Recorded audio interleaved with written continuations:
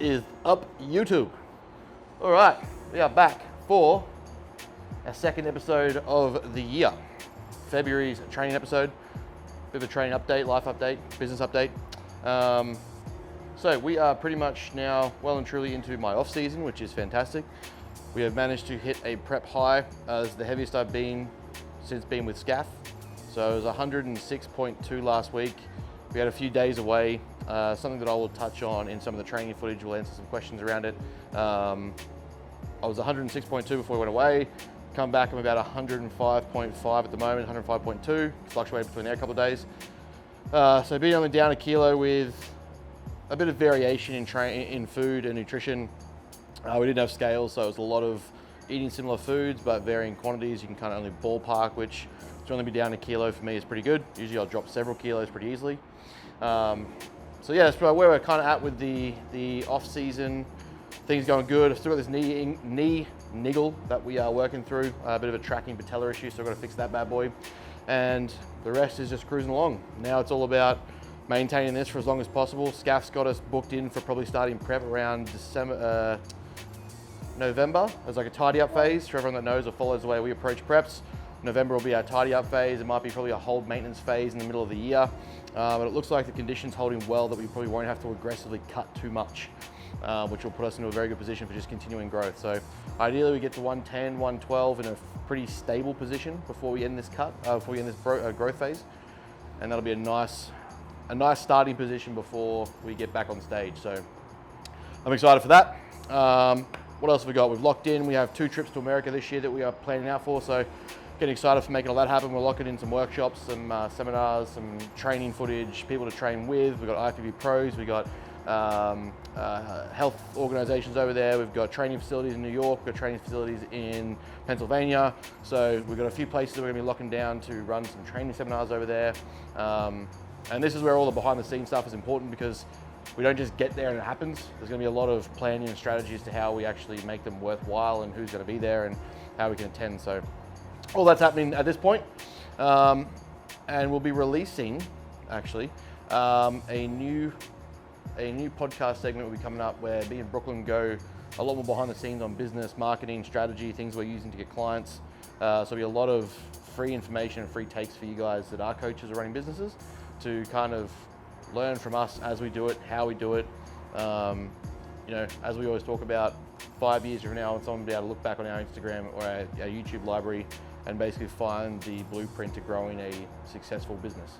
So that's all going to be on YouTube, on podcast series, available to listen to for free. And then pretty much by the time this episode comes out, we'll have done our first free workshop at Powerhouse. So we'll be running a small niche free workshop, about 2 hours long, on the basics of training and growing, trying to correct some myths and basic bro science, make sure that people understand how to do things properly, especially if they're this time of year new to the gym. So we've got a few things happening, which is really good, really exciting. I'm just trying to get a lot of stuff done before I go back to uni. And then we've got the unveil a shirt that we are selling, that we are using once we get into the session. So yeah, everything's good. Everything's in a good place. Training's going good. Growth is going good. Off season's going good. Everything's in a position that we want to be. SCAF is happy. If you follow my Instagram, which you probably should be if you are following YouTube, then you'll know that check-ins come out on a Monday and we're still in a relatively stable position. For me to be over 105 at this condition is good. Do I want to be tighter? Sure, but that's just my body dysmorphia and physique dysmorphia, I guess, and how I'd like to look. But for 105, we're pretty happy and pretty stable. So yeah, let's go smash the training.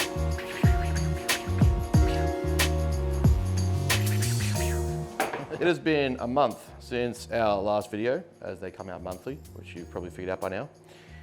And you will see that I'm literally having the exact same food as what I had last time, because in an off season, things need to be as consistent as possible to maintain weight management or weight gain, to make sure that things are tracking the way we want them to be.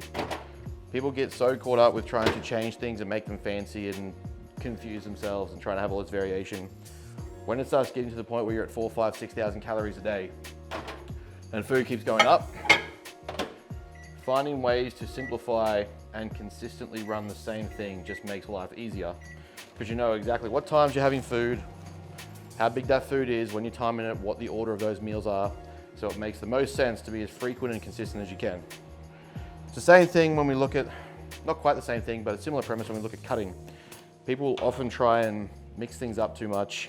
They try and fit in all these different variations of food instead of just sticking to the basic meals that they use, and know that they're covering the boxes, know that everything's consistent, weight trends become predictable, weight loss becomes predictable, and everything just kind of becomes simple. The real variation we kind of have for me at the moment is I'll do a Wednesday night free meal and a Saturday night free meal until condition changes, to which then I'll probably pull it down to one. But at the moment, that's as complicated as off-season nutrition gets me. Scaff usually changes food for me probably every second week if things are trending nicely. So relatively then I might add more jam, or I'll add more rice, or I'll add more sauces, something that I already know I'm eating, and just add more of the quantity rather than trying to mix the whole thing up. Once it's set, it's easy just to stick to it. Steve's maple, the greatest thing to come out of Canada. Oh, a couple cranks of the old salt. One of those things like spreads. Put the container on the scale. That way everything that comes out is already tracked. So if you lick the knife or the spoon, it doesn't add extra calories. A lot of people put the thing on the scale, then add the spread, and they're not considering the fact that they didn't put what was on the spoon or plate or the extra scoop they had onto the scale, and therefore it's not tracked. So for more accurate tracking, put the actual container on the scale and then measure what comes out. So one of the, like an easy tip for people that struggle to get food is start moving to liquid calories around things that need to be easily digestible. So like, I don't like to move to liquid calories, excuse me, until food gets extremely high. I'll start adding things like a multidextrin to my intra-workout with, or I'll go with an actual sugar diet, a sugar cordial instead of Diet Right. I just prefer to eat. I like eating as much as possible. It's just, after having so many aggressive cut phases, you get to a point where you don't really want to liquefy calories until you have to. But if you are someone where at the point where calories become so high, liquid calories becomes the most feasible option. Look at adding things like dextroses, multidextrins into your intra-workout, into your pre-workout. Make sure that you're having carbohydrates in post-workout shakes or a heavy post-workout meal.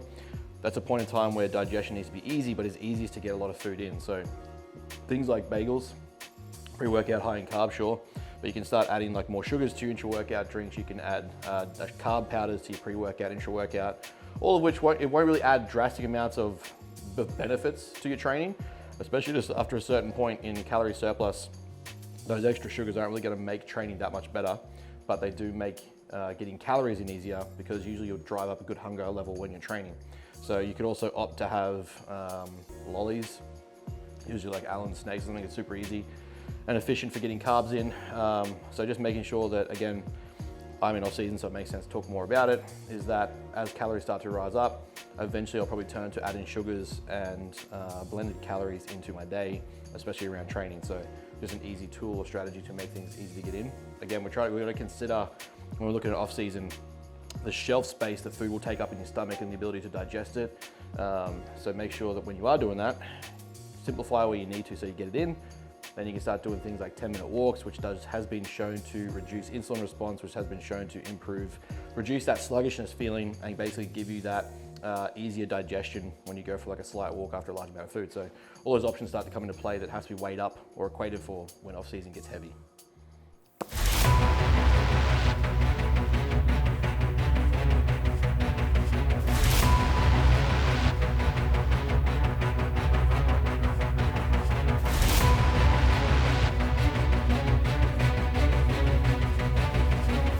Alrighty, so we're about to get into warm-ups, but we have a pretty decent session mapped out today.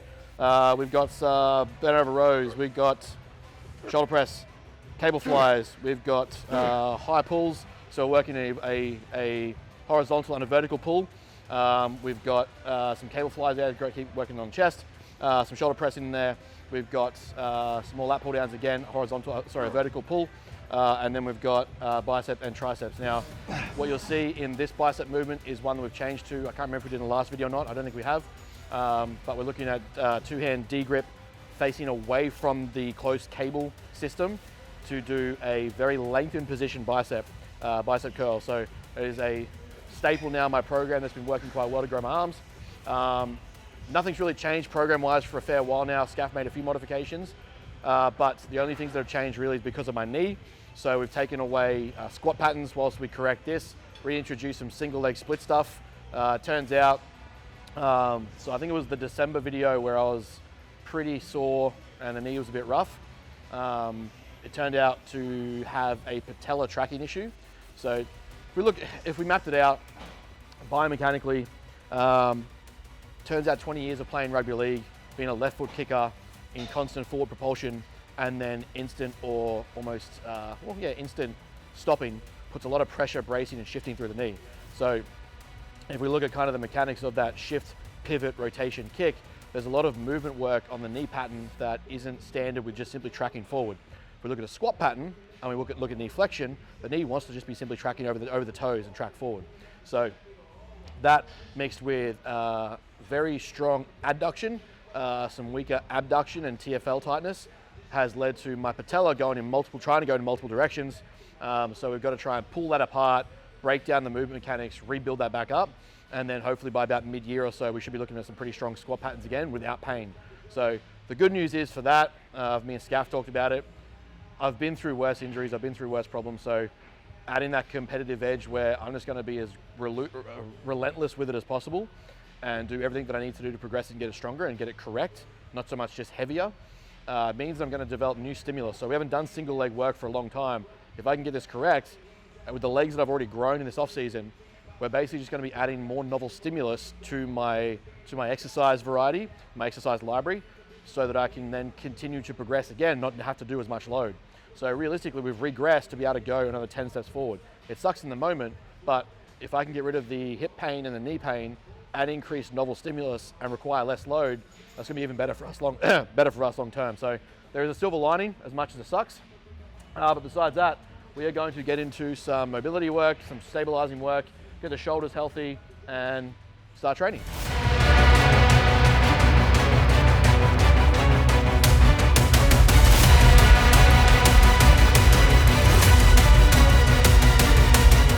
All right, again, a bit of shoulder work. Resistance band's always easy one to use. Get in nice and close with the grip. Go into full external extension. And then raise overhead. Keep tension in the lateral head as much as possible.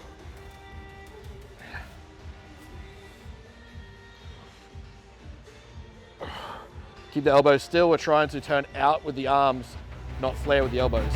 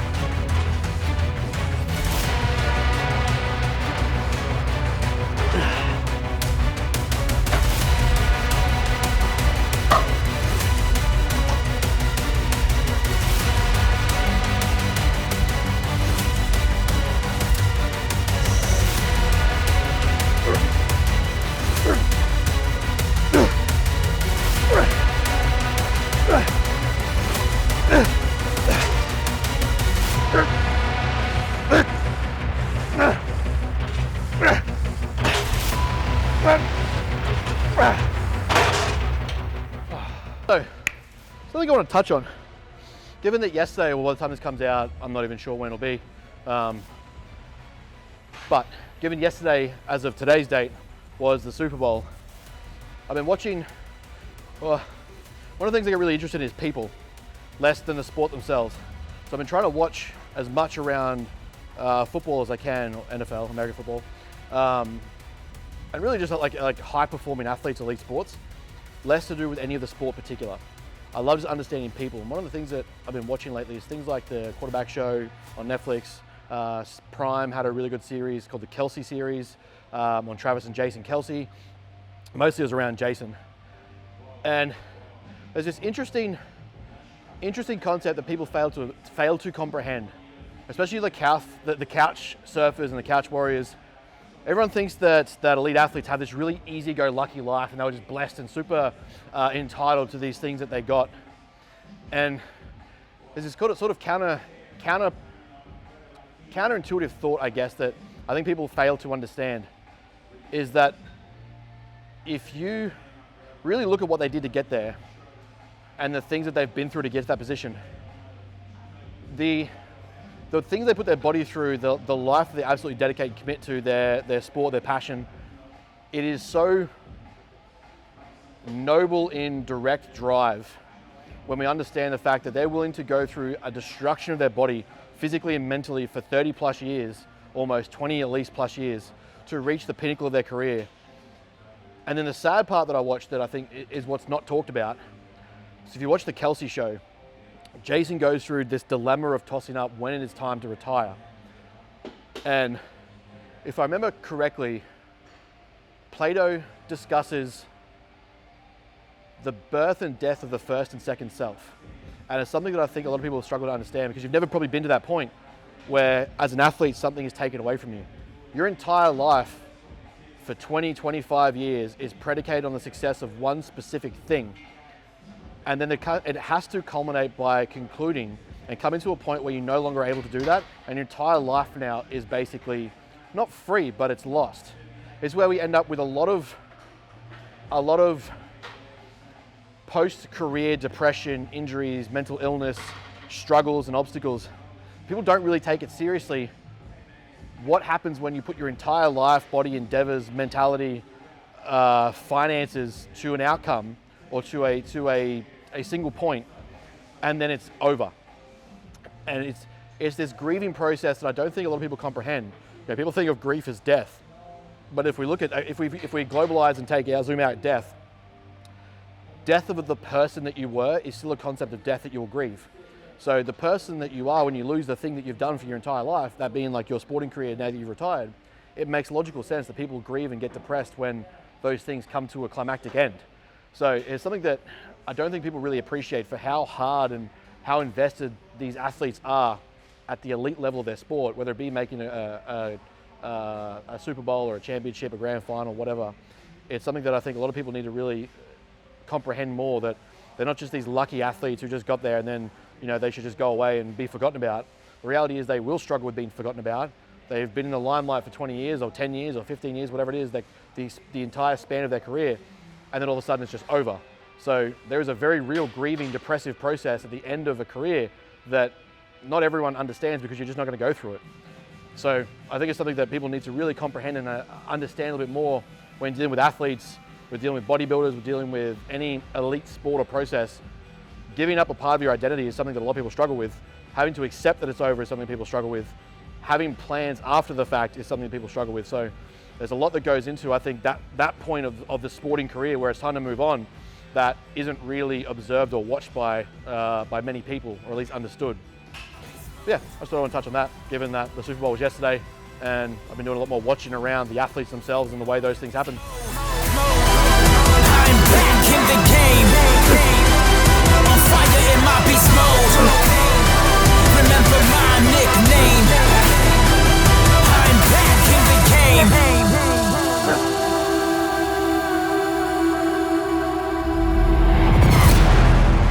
Given we're doing some work now with a men's health group, or improving men's hormone group,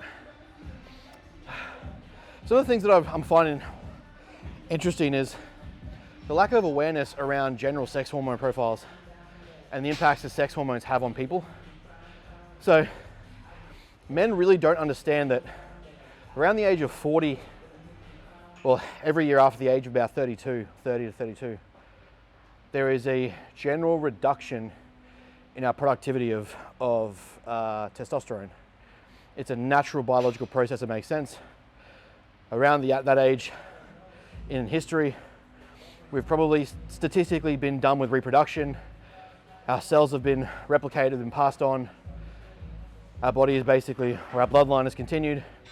So after that point, there's no need for further reproduction, or at least the efficiency of reproduction. So the system starts to shut down. It's very similar to what women go through as menopause. And it's a very interesting concept that people don't really understand. they don't grasp that men have a process similar to this around the same age or lifespan, in that there's a process known as andropause that we do go through, which is the shutdown and basically virtually infertility. We get to a point where the body just starts to decline and stop producing efficient levels of testosterone. Now, this is correlated with what is essentially the second largest window of mental health issues and suicide attempts, or self-deleting attempts, as the social medias nowadays prefer to be called, which I hate. And something that people don't really understand is that around that 40 to 45 bracket, things start to deteriorate for men. And yet all we hear about it is that men just have these crazy lifespans, they just have these like midlife crises, want to go buy a Ferrari. Not realizing that the very hormones that help them operate and function as the man that they used to be is literally deteriorating and declining. And there's a lot of emphasis on women's health through this process, which there absolutely should be. And I coach through it myself and make sure that women are optimizing their own hormones.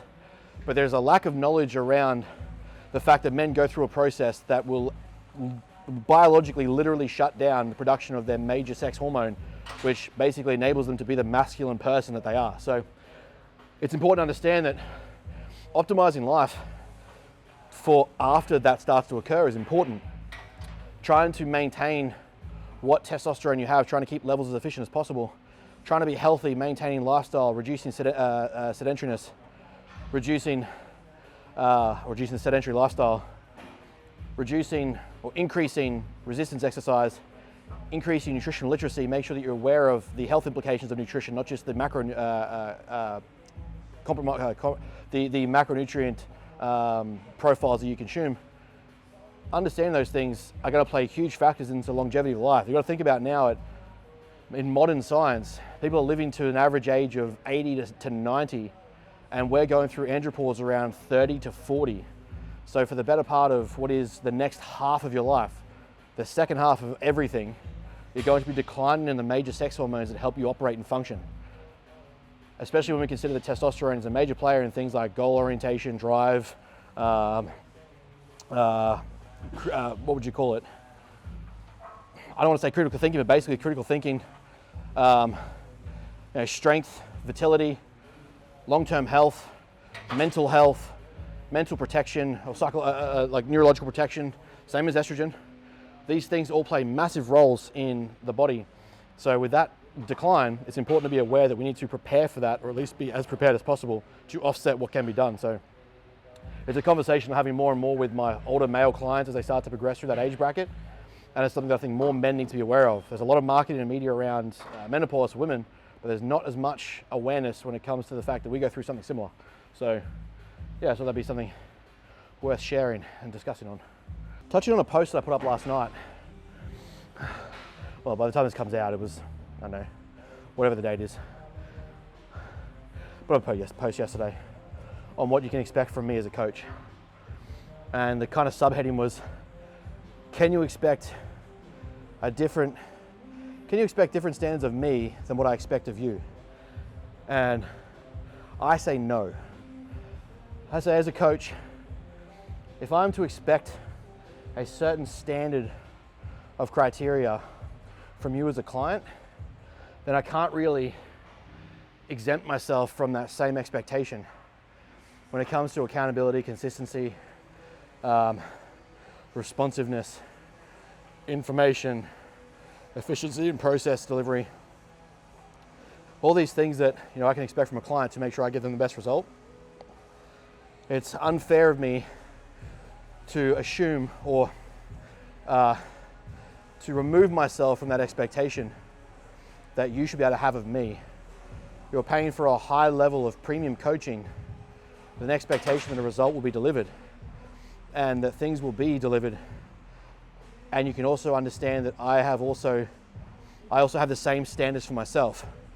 So whether it be in the way I deliver coaching or my own training and lifestyle as a coach, how can I expect you to do things that I myself am not willing to do or go to, places I'm not willing to go to, or have never been? I think it's a very unfair level of expectation. One of the best things that I think makes me an effective coach is I don't care how low I put your food or how intense I put your training. I know for a fact it's possible because I've been there and I've had to do it. So it gives you an edge of empathy. The only reason I'll do that is if I think it is the best course of action because I know how much it sucks.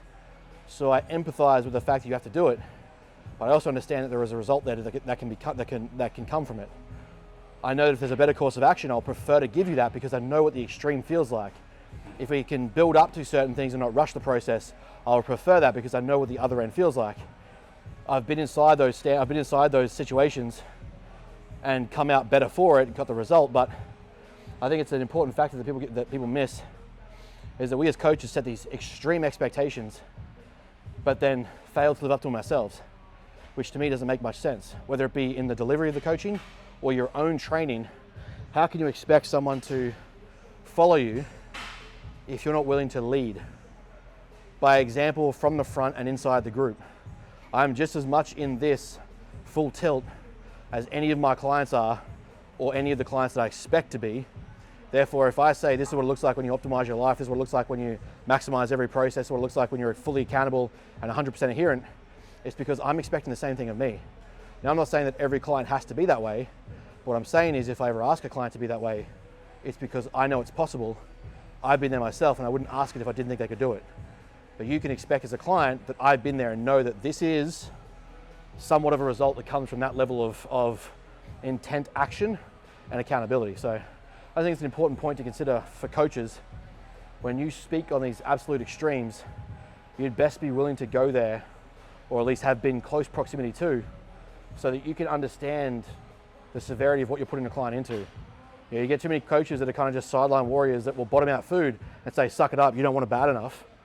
But then you find out on the weekends they're partying, bendering, sending it on drugs and pingers, and then barely tracking their food.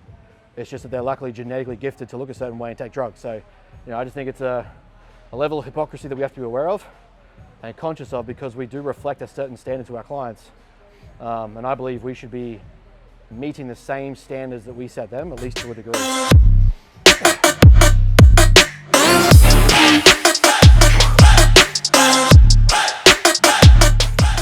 I learned that I decided after our last video when I was supposed to do incline Smith machine is that even at the level I'm at, and I don't think that's a very good level, it's just that I know it's a level above most people, you can't leave a certain level of expectation on the gym to provide things. Now I've basically just got a standardized approach where I'll take the same cuffs, the same grips, the same bands to every gym that I go to, so that the same resistance profile is on every machine that I use as close as possible. So removing, this is where I guess like extreme ownership is so important. It's something that I'm teaching even at the corporate level, is extreme ownership in the pursuit of the results that you're trying to achieve is absolutely necessary if you want to maximize the response. If you are able to pass blame on things that you have impact over, you don't want it bad enough. And I'm rarely someone who says you don't want it bad enough, but if we're talking about things like blaming equipment or blaming grips not available at your gym or blaming God knows what on things that you can actually impact by purchasing certain grips, by purchasing the same bands, by purchasing the same cable cuffs or the same multi-attachments. If you can have those things available, then you can standardize your approach in any gym situation. So to me, that's a no-brainer where I slipped on that, and rather than being angry, defensive at the gym because someone stole the band or the band broke, I just go, well, I have my band here. I have my cuffs here. I have my cable grips here. And no one else uses them, so there's no one else's responsibility. There's no one else's fault, no one else to blame. That now places ownership and accountability on me to not have excuse the next time I do that thing. And I think too many people are willing to pass the buck, play victim, and fail to take accountability and responsibility of the effort they didn't put in. So when it comes to things like this, it's so simple to just have the available equipment in my bag, ready to go. So no matter, we went to the Sunshine Coast for 3 days last week, having my bands, my grips, my cuffs on me at all times meant that the session played out basically exactly the same. So I can now standardize my approach as much as possible, which then consistently applies the same tension mechanics, load, and stress on the body that I want to place on it. So it's just something to consider in any pursuit of goal, regardless of where it is. Like I said, I'm teaching this to guys at the executive corporate level now. Extreme ownership and credit to Jocko and Leif Babin, sorry. The idea of taking absolute accountability and ownership over every decision and action in your life changes the direction your life will take. And that goes for the gym as much as it goes for any other avenue in life or business or career, education, doesn't matter.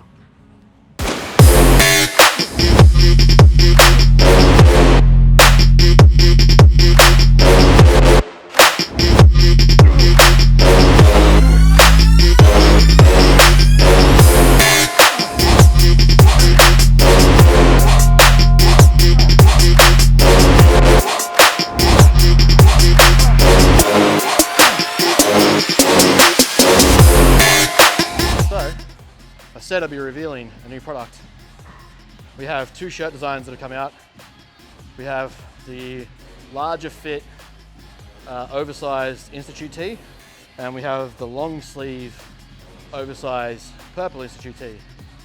Both of which, class of 2024, the first ever design that'll be done with the actual release and opening of the online institute with our first range of lectures.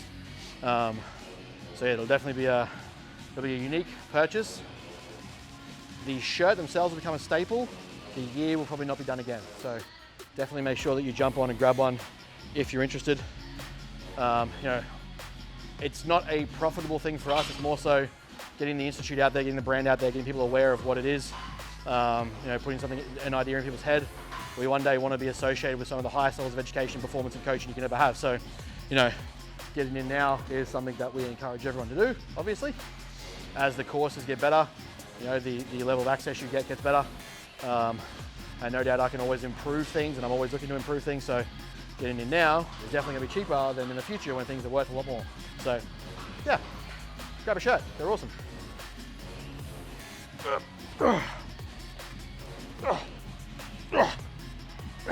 It's plus 20 anabolism. So if you train in one of the shirts, you're guaranteed to gain an extra 20% muscle. Scientifically proven by N to the power of 1.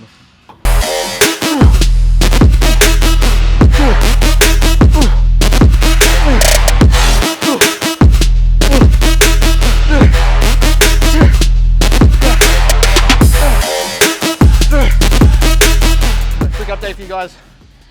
Gym Journal has released the Journal 2.0. So they spent a lot of time trying to redesign and simplify the process of the tracking, the data that's necessary. We're taking a lot of feedback and information. I'm about to finish my last book, and then I have my 2.0 that I'll be doing a lot more sharing on once I start using it. Basically a lot more simplified approach, larger room for more information. Some of the unnecessary tracking that perhaps wasn't as used has been taken out from the version 1.0. So there's a good update and modification of the journal that has now been released. So same links apply, same discount applies. Jump on and grab it. Matter all capitals, give you a discount. Grab a book, track your data, don't be a pussy.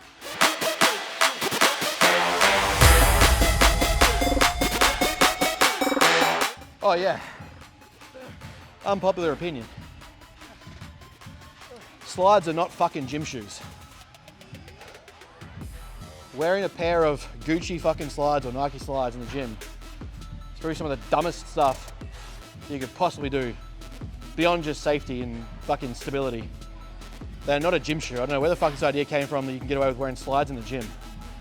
We used to wear like rubber massage slides, the old school Pumas, to a football game with your footy socks already on, so you could take them off and put your boots on easy. Seeing people wear fucking slides in the gym is some of the most illogical, dumb shit that I've seen. There's nothing stable about them. There's nothing supportive about them. They're not protective. I'm 90% certain 10 years ago it was against gym policy to have open-toed footwear. Somehow, bros with fucking Yeezy slides and Gucci's have got away with thinking they walk in the gym with slides on. Fucking dumb. That's my unpopular opinion. It's usually fucking young Brock top looking fuckers that tuck in their socks to their trackies to their cross earring and their Brock top haircut. 4 tripods to watch one set of 2 kilo dumbbell press. Rocking a pair of slides.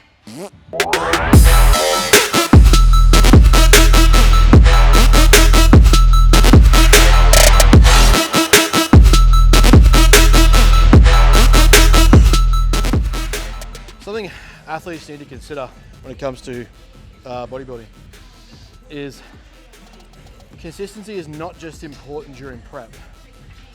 Actually, this has been just beyond athletes, just people in general, but athletes specifically trying to get on stage. See, what I tend to find happens is people go through their prep, you know, balls to the walls, absolutely committed, everything, I'm all in, I love it. And then we move into off season, things are going well, things are going, you know, pretty consistent, we're in a good position. But that comfortability and that ease, where stuff isn't stressful, stuff isn't demanding, you know, it's monotonous, repetitive, habitual behavior, and it's boring, is where people try to deviate and I find fluctuate to try and create that chaotic excitement. The safest off seasons, the best off seasons, are absolutely habitual and boring in nature. I don't want excitement in off season in regards to food, training, lifestyle. I want things as controlled and standardized as possible to maximize every point of the season and phase, so that when I get on stage next, I know that I've maximized every chance of improving that I can. Otherwise, we're just passing time for the sake of passing time. Yet for some reason, we get into this comfortability zone, this midpoint where like peak off season, calories are high, you know, I can fit in extra food, I can go, not cheat, but have all these extra calories or these extra, you know, takeaways I haven't control or track myself. And then all of a sudden things start to get sloppy, you know, body fat gets too high, resistance starts to set in, your aerobic capacity goes down, training intensity decreases, bloat goes up, digestion regresses, and we start to get in a worse position. So the absolute athletes, people talk about being all in, people get it right, aren't just all in at prep season, aren't just all in during the actual phase of prepping for stage. They're all in all year round at every point. So if you want to get really good at stuff, the monotony and the boredom is where the success really lies. And be able to repeat the same boring shit for long periods of time. Unfortunately, a lot of people not only can't do that, don't like to do that.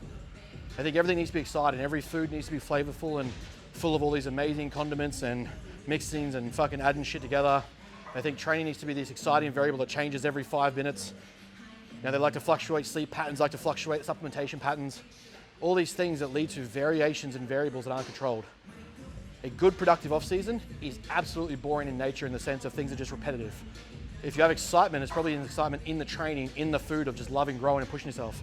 That's the way I try to envision off season and mentally focus or shift my approach mentally to an off season, is just get as comfortable with repetition and boredom as possible, find excitement elsewhere.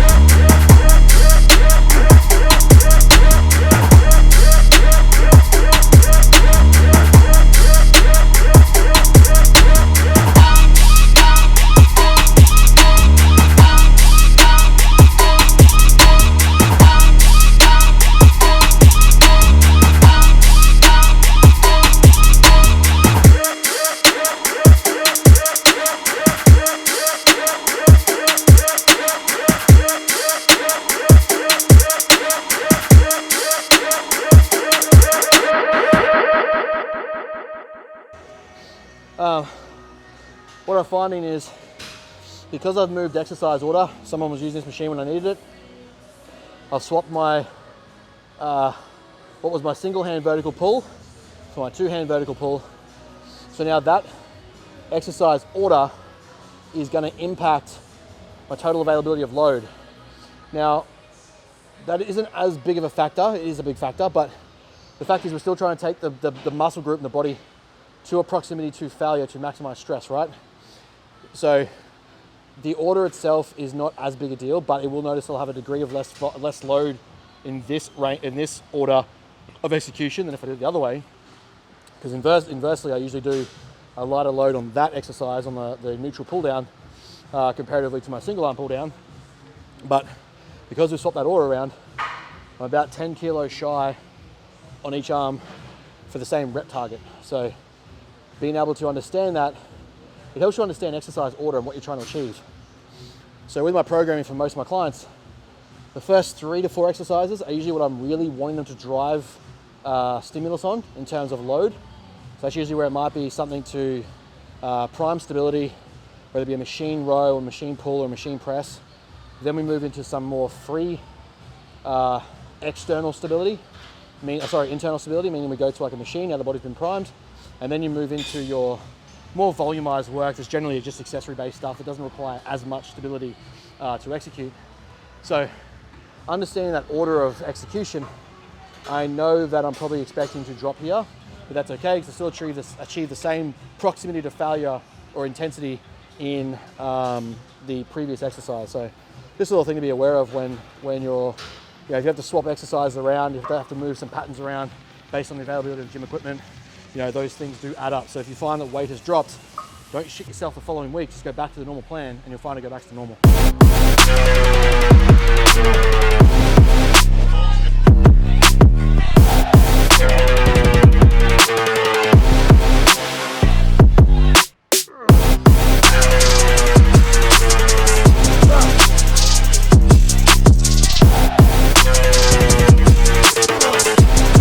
All right, so a really nice movement, 2-hand D-grip facing away bicep curls from the cable.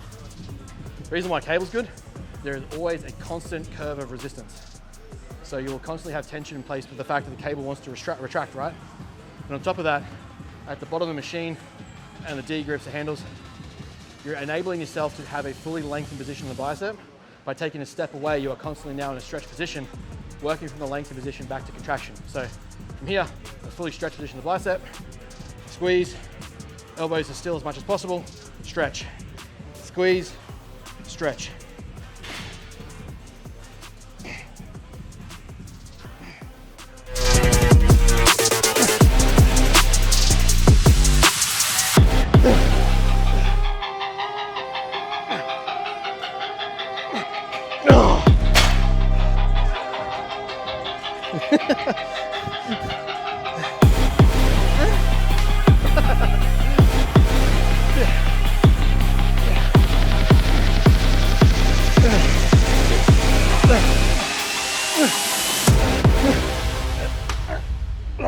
That is my usual second upper day at the moment. A lot more volume than the first day, a lot more accessory work and a lot more pull work than there is push. Obviously make sure that you are subscribing, drop a comment, leave a comment, follow, subscribe, all that stuff. Follow us on Instagram.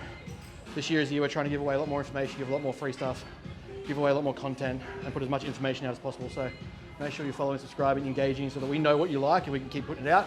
If I don't know what you are wanting to see or enjoying, I can't put it out there. And my mission is to make sure as much genuine information gets out as possible to basically make me as a coach redundant and put all the shit out of the industry and make a difference. So if I don't know what that is that you guys want to see, I don't know what to do. Otherwise, yeah, that's day 2.